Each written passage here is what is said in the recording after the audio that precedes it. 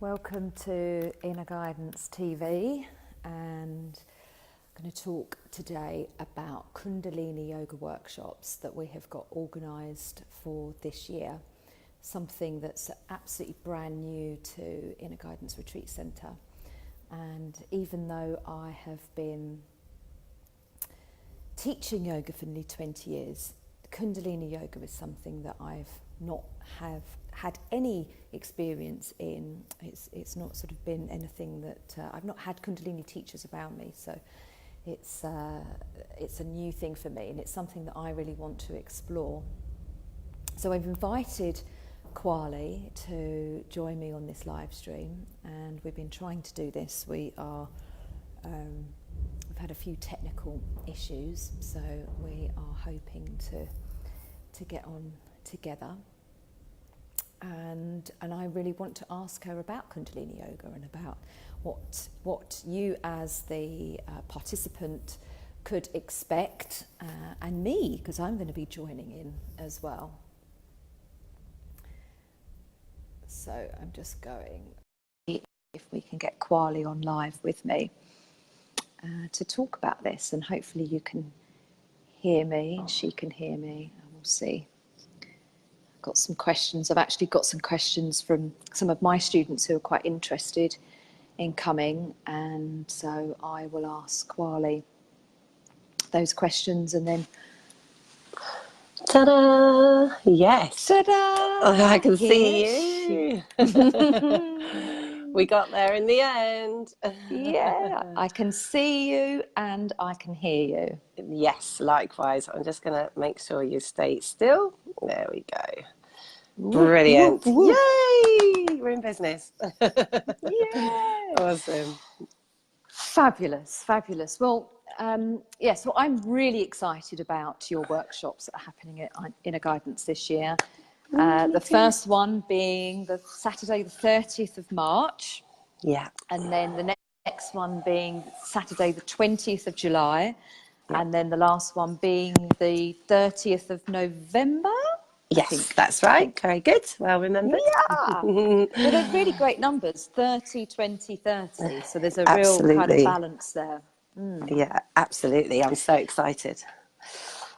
Yeah. So what is Kundalini yoga and how does it differ? So I've been teaching Hatha yoga, alignment, kind of a bit of flow. I've been teaching that for nearly 20 years. What makes Kundalini yoga different? A lot of things, actually. It's quite an unusual form. It's the first thing to say about it is it's a Raj yoga, which means it's a royal yoga. So 1 year of Kundalini yoga, they say, is about the equivalent to 11 years of Hatha. So it's a very accelerated practice. Yeah, exactly. So if you like shortcuts, if there is such a thing in yoga, then this is definitely the thing. But yes, it basically gets you the goal much faster. It was back in the day reserved for all the holy men and the hierarchy that were basically wanting to get ahead of the layman, as it were. So it was only really taught in the royal, the Raj families. And so it was really 1969 when Yogi Bhajan, who's the master of this technology, he brought it to the Western world. And thank goodness for that, because we really, really need it. He foresaw with his intuition that we were going to have a mass global awakening of consciousness, and with all of the wonders of that was going to come a mass overload of information. And when you look at the internet now, you see that we are flooded, almost saturated with this information overload.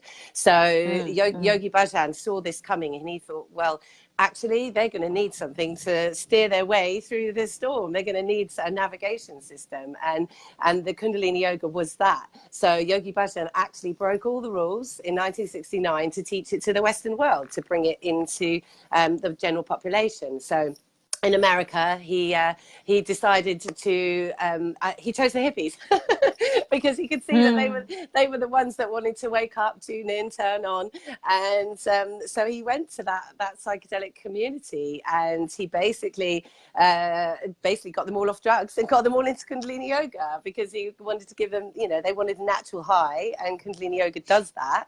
And he basically decided that he was going to make teachers, not students. That was his motto. He was going to make teachers, not students. So really, when we teach Kundalini Yoga, we're teaching you with the potential of you one day teaching others. So it's a really, I love it because there's no kind of guru student hierarchy. It's everyone is a master. Everyone's in charge of their own body, their own destiny. So everybody does what they can. And what we do as a teacher is we guide you through this ancient technology. So it's very ancient.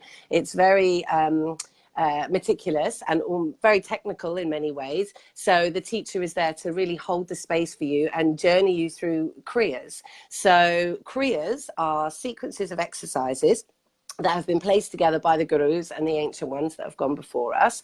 And these sequences of exercises have very specific effects on the psyche and the anatomy. So each time you come to class, you experience something completely unique, something totally different, which is one of the great things I love about Kundalini Yoga, because we are creatures of it. We like to have eclectic things, don't we? We don't like to do the same thing all of the time necessarily. So for me, that was really exciting that we had a technology that we can do something completely unique each time we come to class. We never know what we're going to get, so we can never preempt see what's coming, but we always get what we need. And that's the beautiful thing about the Kundalini Yoga, because if the teacher's tuned into the group, then she'll tune into what the group needs and what will serve them and give them serve them to their highest good. So it's a movement, it's a meditation, it's mantra, and it's pranayama. So it's got all the facets of yoga, which is what makes it a Raj Yoga. And when all those facets come together, they come together in a different alchemical form each time we come to class. So the kriyas are very much to work on either the psyche or the anatomy or a bit of both. You can basically be diagnostic with your kriyas, and you can assess what might be slightly missing from a person or need fixing or healing or work, and then you can give them a relevant kriya or a relevant meditation to go away and fix that. So it's a bit very prescriptive in that sense, which is why I like it as well, because we're so different, we're such unique creatures, we all need something very different from our practice, you know. And the beauty about Kundalini Yoga is you don't have to be any shape or size. You don't have to be any age. You can do it, you know, as long as you're over 16, we generally advise, because children don't really need the work, because it's such a deep practice. The children need different things.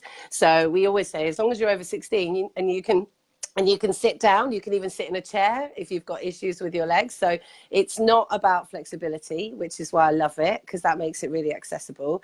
This is one of my questions, actually. Oh, good. I'm sorry. You'll have to butt in. You know me. I never stop talking when I'm passionate about the subject. But yes, so we've got the full combination. So, for instance, if you're really not into the physical side of yoga, which a lot of people find it quite gymnastic, some of the other forms, they're amazing and fantastic, but they can be a little intimidating if you're new to yoga and you're not fully into your body yet. You know, some people find it very difficult just to even sit still. You know. So that's why Kundalini Yoga is great, because, you know, we can either give you a busy kriya if you're one of those people that doesn't like to sit still, until we get you to that point where we can get you to sit still. But, you know, there's really hardcore, physical, sweaty, very yang kriyas, and there's very super cool yin, very meditative, very mantra based, very, very pranayama based kriyas. So basically you've got a whole spectrum of teachings to suit whatever it is you need. And every time you come to class, you're going to experience something else. So it's going to shift or push a button for you in a slightly different way to the person next to you. So one thing's for sure about Kundalini Yoga, you always have a somatic response. There's something that happens inside of you where your soul has been touched. And sometimes that's more obvious than other times. But that's why I like it, because that was why Yogi Bhajan was able to give out this free hit in 1969, because something happened and people can feel it immediately and they get that high. So for me, if you're sort of recovering from addictions, or you've got any kind of, like, you know, if anything addictive going on in your world, if you swap the Kundalini Yoga for the addiction, then you get into the Kundalini yoga, and then all of a sudden you're addicted to something that's so very good for you. And then all of a sudden all the addictions just seem to fall away, because obviously you're fixing yourself on a deep cellular level.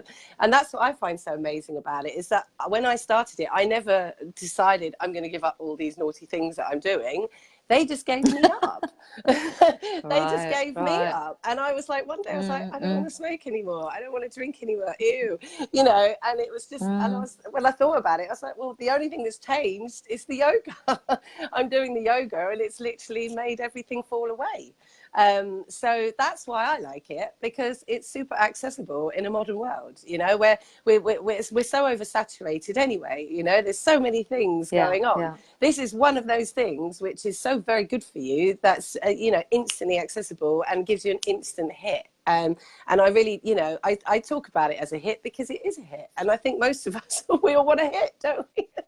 You know, that's why we get addicted to things in the first place. You know, we want to touch other realms. We want to feel, you know, we want to feel outside the box. We want to kiss our soul. We want to, you know, everything. We're here as to experience. We're here as beings actually in a physical body to experience, you know. So I think this is a very, very pure experience that you can give yourself. And you know, it's very ancient, and thank goodness Yogi Bhajan brought it to the Western world, because we really need it. You know, I mean, we've never seen such a chronic mental health situation as we've got now. You know, there's so much addiction out there. There's so many people struggling. There's so, you know, suicides. You know, even losing our beautiful musician to, you know, from the Prodigy. That's really hit home.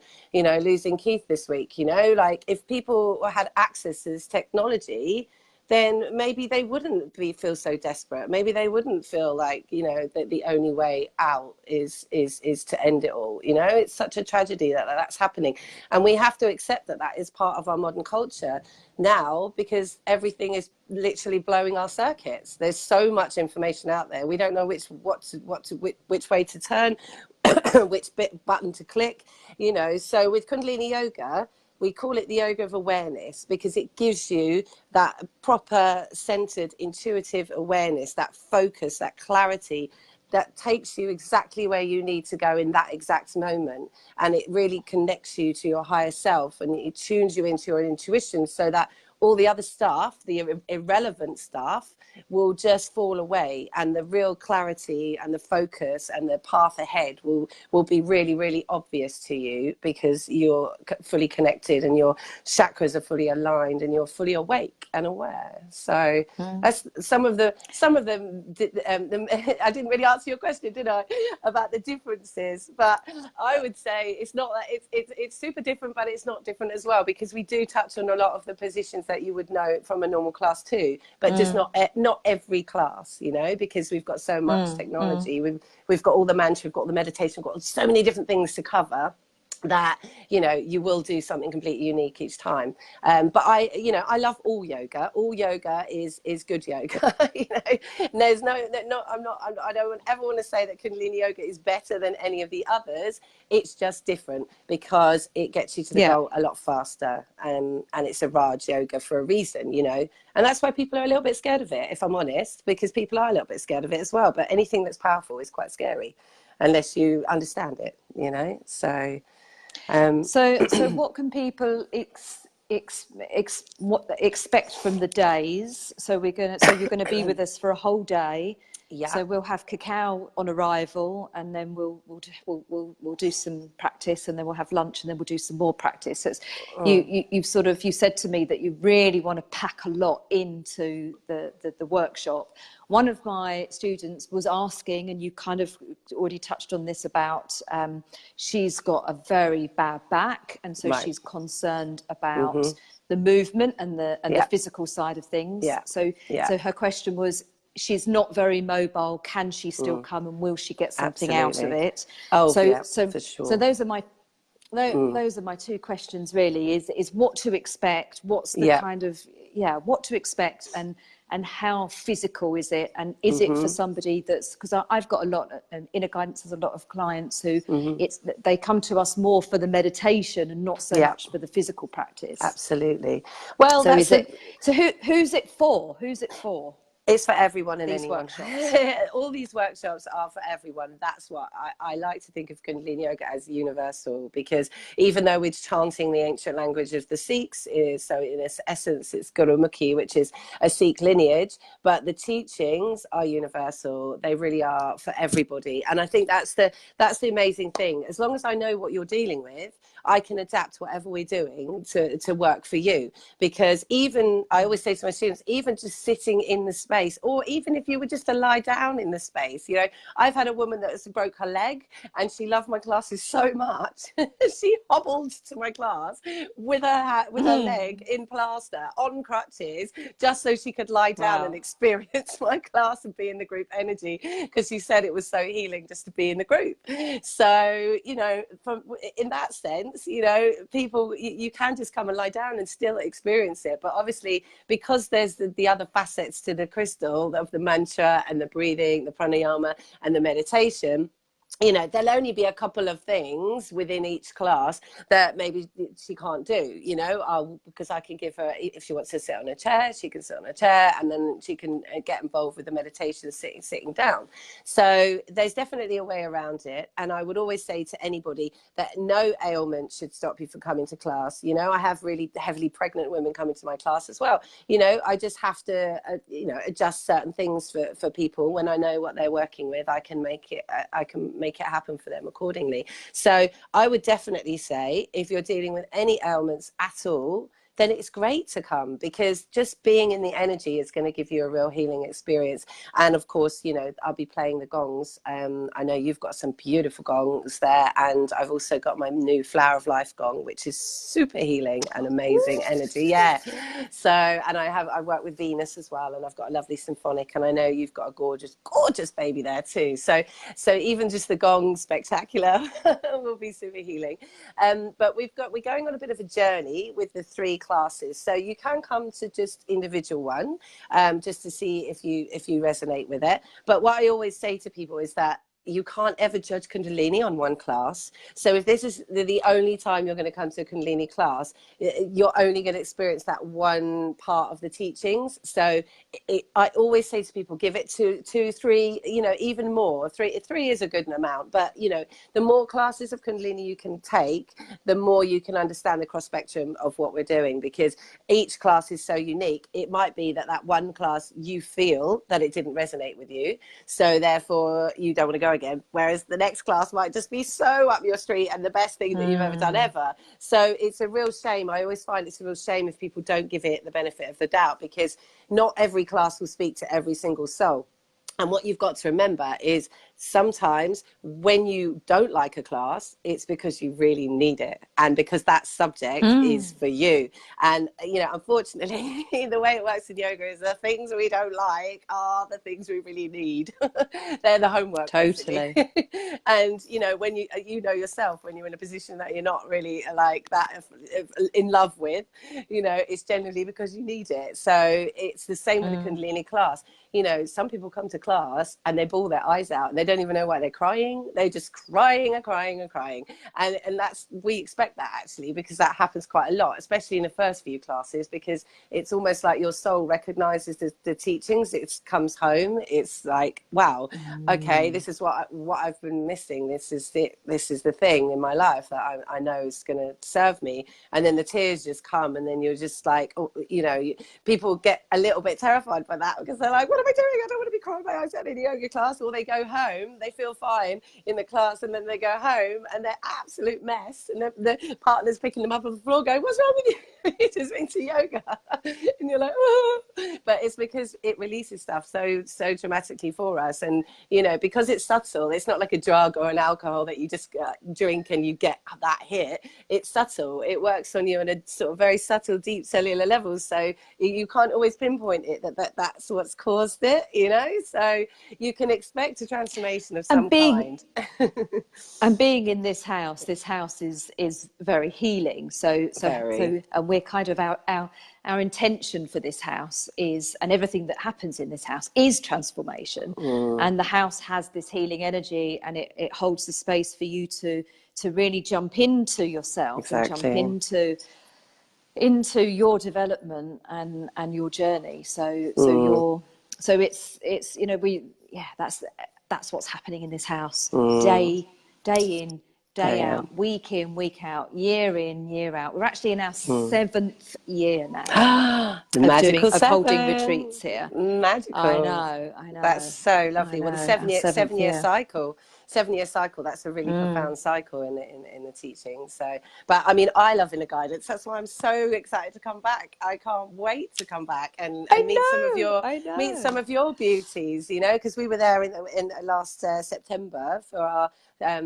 Goddess Serpent Healing Spectacular. We're coming back with that again in May and September. But I actually really, really love introducing these teachings to people, and it makes me very excited to think that some of your people may not have experienced it before, because that's really one of my passions, is to kind of make it palatable, because a lot of the time Kundalini yoga can be a little bit intimidating. The teacher's wearing white, it's all very serious, the head is covered and the face is neutral, you know, so sometimes people can come into that environment and feel a little bit intimidated, whereas I really hope, and it's my passion, to try to make it really accessible for everybody, so that they can still feel that they're in a very sacred spiritual space, but they can relax and be cozy within that, you know. So I hold a very womb-like space, because I feel if you don't feel safe and you don't understand what it is you're doing, then you're not going to get into it, are you? So the more I explain, the more I can feed you the information, so that everybody feels that they're in a really liberated space, then they can really relax and go into that deep place of transformation, and then the house can do its magic. It can, and as I said, I've not been drawn to Kundalini yoga before in my 20-year career. I've not been drawn to it at all until I met you. And it kind of, it was like, you have the serpent eyes, and you completely drew me in the first time I met you. It was like, oh my God, she's a snake charmer. She's like, ooh, charming me. And then on your retreat last year, you put a snake around my neck, and obviously I'm at home, but I did feel really, really safe with you, with a snake around my neck. And obviously these workshops, there's no snakes. But just to sort of demonstrate that I do feel safe with you, which is why I've invited you to do these workshops here. I feel very and I think honoured. that you're a great person to bring Kundalini yoga to inner guidance, because it is a new thing. It is a new thing. Marin's taught a couple of retreats, so it's I feel like there's an opening here at Inner Guidance. There's a lot of change, a lot of shift, and it's lovely to introduce new things. And I'm going to be at all of these workshops because I'm intrigued by the teaching, and so I'm really looking forward to it as well. So that's why I really wanted to do this interview with you, because I think there isn't a lot of information about Kundalini yoga, and as you say, possibly intimidating, because the teacher has their head covered and wears white, and so it's a little bit different to other yoga. We definitely have. I thought it was nice to just sort of. Our uniform is different. I'm wearing my colours today because I adore colours. But whenever I teach, obviously I do wear white, because I'm very, very pure with the teachings, because the magic of the teachings is in the clarity. So a good teacher sticks to the teachings to the absolute detail. It's super technical. It's like a science, really, which is why I like it, because it appeals to the guys on a scientific level, because sometimes the guys, I don't know, I'm being a bit sweeping, but sometimes I think guys might be a little bit intimidated by yoga because they think it's a girly thing, because, like, you know, most classes are sort of heavily populated by women with the odd man here and there. It's changing now. But what I like about Kundalini yoga, it appeals to the sort of yang, you know, more scientific brain, you know, so that it has a lot of feminine energy, and it's very pretty and very graceful and very and very healing, which is all very yin. But the yang side is really there, and you know that we work a lot with the fire, you know, and men get a lot out of these classes, you know, because it's a kind of different, because, you know, generally, you know, without being too sweeping, but, you know, the stamina that men have, like for the gym, for instance, or, you know, that is really pressed and challenged in Kundalini yoga, because, you know, I've taught a class where I've had like this big bodybuilder like front row, like, and you know, we've had to hold our arms up here for like, you know, 10 minutes or 11 minutes or however many minutes was the kriya, because it's different each time.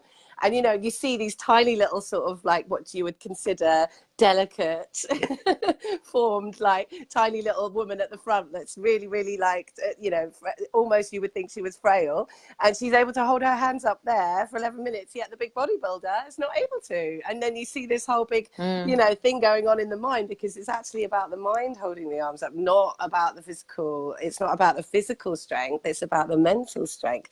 So then you're actually tapping into a different strength, a different source, a different energy, you know. So I love that, because you know, people come up to me after, they say, my God, that was so challenging but I loved it so much, you know, because then you know, you're kind of in the competition with yourself, with your own ego, you know, and that's a great thing to be in competition with, you know. It's like to take that ego and go, actually, you know, I'm in charge of the situation. No, you're not dropping your arms, you're going to do this because this is really good for us.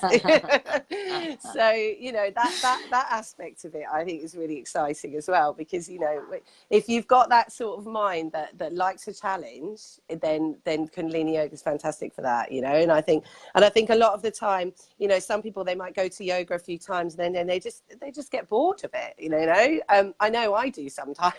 I love normal yoga, don't get me wrong. I think it's great for alignment, and it's like that's something in Kundalini that we don't focus on so much. So really, you know, your general flow hatha is very, very complementary to Kundalini, because it's very meticulous in other kinds of details, but the details that we're working on is kind of internal details, like what's going on inside in the soul and the chakras and the 10 bodies. And that's what I'm going to be teaching you. So the first one we're going to do is all about energy and opportunity. So that's going to be like a really a nice introduction to Kundalini yoga, because it's a nice kriya that's not too challenging, but it's still going to get the energy moving. It's going to get that flow of the Kundalini energy moving through your spine. And we're going to really be working on manifesting and bringing positivity and opportunities into our life. And because we can, you know, with these kriyas, we set intentions as well. So it becomes very much like a ceremony each time we do one. So that particular one that we're going to kick off with, it's all about the heart energy. So we're working on the heart chakra and really opening our hearts so that we can receive, that we can allow the universe to give us the abundance we all deserve. You know, it's not even about needing abundance, it's about, you know, we deserve to be happy, healthy, holy, wise and abundant. You know, that's what we deserve. That's our birthright, is to be all those wonderful things. So we're going to work on that one first, and then we're going to move into the second one. Is going to be all about awakening the 10 bodies, which is possibly a new concept for a lot of people. So even yogis that are really aware of the chakra system, for instance, they sometimes are not aware of the fact that we also have 10 bodies. So not just the physical one. Most of us know we're not just the physical, but that particular workshop will explain what all those other 10 bodies are and how we relate to them. So if you're very sensitive to chakras, for instance, you can kind of sensitize a person and go, there might be a few blockages in that particular chakra there. And if we fix that chakra, then, you know, that one will flow better. The same goes for the 10 bodies, but a lot of people don't really know about the 10 bodies. That's the Kundalini philosophy, really. That's, you know, it's fascinating, and it's linked into numerology as well, which is awesome, because, you know, each of the 10 bodies relates to a number, and the number has a frequency, and then it also relates to one of the 10 Sikh gurus. So it's just got so many dimensions to it. And then we get to like the 11th body. Fascinating. It is. It's fascinating, and that's when we do a day long workshop like this, then we can go that bit deeper, and we can you know, we can you know, throw around some more of these concepts, and, you know, open up the receptors to taking in all this new information, because some people might be completely novice and this is like a whole new world for them. But, you know, you'll just take what you want and the rest won't stick anyway. So, you know, even if this is new concept, new territory for you, don't worry about, you know, whether or not you're going to understand it, because you'll never understand all of it in the first class anyway. That's why I give you so much information, like, and the bits that you need, you'll retain, and the bits that you don't, you'll pick them up next time, you know. And then the last workshop we're going to balance the chakras. And that's slightly more challenging one than physically. But you see, they're all challenging, but in different ways. So sometimes they're challenging mentally, and sometimes sitting still in a lotus position can be the most challenging thing for someone. If they're like busy running around the office, you know, they're just not used to sitting still. That can be harder than standing on their head or doing, you know, the hardest asana, you know. So it all depends where you're at as to where your challenges are going to be. And that's why you must never worry about not being able to do something in Kundalini, because you can guarantee that every single person in the room is not going to be able to do every single thing. You know, even the fittest, healthiest, like prime, supreme yogi, they're going to have something that's going to press their button and they're not going to be able to do it. It's just the way it is, you know, and that's why it's great. It's very humbling. You know, that's why I like it. It's a very humbling form of yoga that, you know, puts everyone on the same page. And I think that's what we need in this day and age, because everyone's always just striving to get to the top of whatever it is they're trying to get to the top of, you know. And I love Kundalini yoga because it's a real leveler. It's just like, no, we're just all here together. We all tune in together. We're with our brothers and sisters. You know, we're one family for this time that we're spending this moment together. We're on a little spaceship. We're going to take off together and we're going to land together. And that's what I like a Kundalini class to be, really. There, people come on my spaceship. I'll bring you home safely. Don't worry. Fabulous. Well, thank you so much. That's so detailed. Such a lot of information there for anyone that's thinking about it. And so 30th of March, 20th of July, and 30th of November are our dates that you're going to be with us in I think guidance. if they do all three, they can have a special discount as well, can't they? They do. Yeah. Lovely. Yeah. Awesome. We've organised that as well. Yeah. So nice. I'll put all of the links into this live, and we'll also get this over to YouTube, and we'll share it far and wide, and ask those that are watching to share far and wide, so that we can kind of get the word out, because I think it's a great space for a great practice, and we've got a great teacher coming in, so we're very, we feel very blessed. Oh, very excited. So thank you. Thank you so much. And I'm very excited. Yay! Because I am going to be... Mimi says, thank you for a wonderful broadcast, totally interested, fab. Oh, and, lovely. So, hi, Mimi. I'll put all the links into this, and so thank you for your time, because I think, you know, certainly because it's a different thing for inner guidance, it's people don't know what it is, and they don't feel connected to it because they don't know what it is, which is why I really wanted to get you live and to chat about the practice and what to expect, because you're so wonderful, such a great teacher, and so inspiring. Oh, thank you. It's been great. It's so been nice. Thank you for having me. I've been thank you. Such a pleasure. And I'm so excited about Inner Guidance. And the food is delicious, folks. If you've not been to Inner Guidance before, oh my goodness. The food is just amazing, vegan deliciousness. So, you know, that's all. They're going to get a lovely lunch as well, aren't they? We're going to feed you up. They're going to get a lovely lunch. And they're going to have a nice morning, lovely two-course ritual as well. Is there going to be a morning ritual, isn't there, before me? And then there's going to be cacao, and then you've got the gorgeous landscape outside if it's a nice sunny day as well. We can eat outside, out under the sunshine. We can eat outside, certainly for the July one. Yeah, certainly the July one. Yeah, absolutely. Maybe the March one, you never know. Well, with our weather at the moment, we never know, do we? Oh, lows. It's really windy up here today, but then sometimes it's really windy up here because we're on the top of a hill. It's really windy, then we go down to the bottom of the hill and it's not windy at all. It's like, oh, okay, it's just us. So is any of your viewers out there, if they got any questions they want to ask me, have we got anybody that's there? Is there anyone that has got anything burning that they want to ask? Nothing has come up on the live. Mimi, I don't know if you're still there, if you've got any questions. Certainly we can I'll tag you in this as well. And there's no reason why we can't go live again, you know, if we can go live again, if other people want to question me about it. If there are more questions, but I think you've covered so much today. Good. We'll get this onto the website, and yeah, we'll just sort of get this video, and then if people have got questions, I think you've answered so much. I And then do they can ask try. questions in the feed. I do try. The more information, Oh, you're the obviously better. so passionate. I am. Yeah, you're so passionate Because about I just it. know it's so good for people. It's just like, for me, I did all the other yogas before I found Kundalini, and I think the universe made it that way so that I would experience everybody's flex, and then I found Kundalini last, and it was just like, wow, this is the thing, and so it works. It gets you there so much faster than you could ever imagine. So, and I can give you homework. So if you really like it, then it won't just, you can have some homework in between when we meet next, so that you keep the ball rolling. Because I think that's really important as well. Like, a lot of the time you have this wow experience, and then the next day you wake up and you just carry on, so your normal life. So what we try and do is give you, homework that you can then like wake up the next day and go, wow, that was so wow, I'm going to keep my wow, and I'm going to keep going. And then you do your little meditation or whatever it is that I give you to work on, and then that way you stay connected to the teachings, and you're developing a personal practice, which is really what it's all about. Yeah. Perfect. Well, let's end it there. Thank you so much. Thank you. See you in a few weeks' time. Can't wait. Namaste. Thank you so much for having me. Namaste. Sat Nam, as we say in Kundalini. We say Sat Nam, which is the same as Namaste. Well, truth is our vibration. So Sat Nam.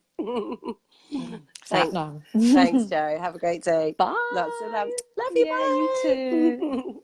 Bye. Bye.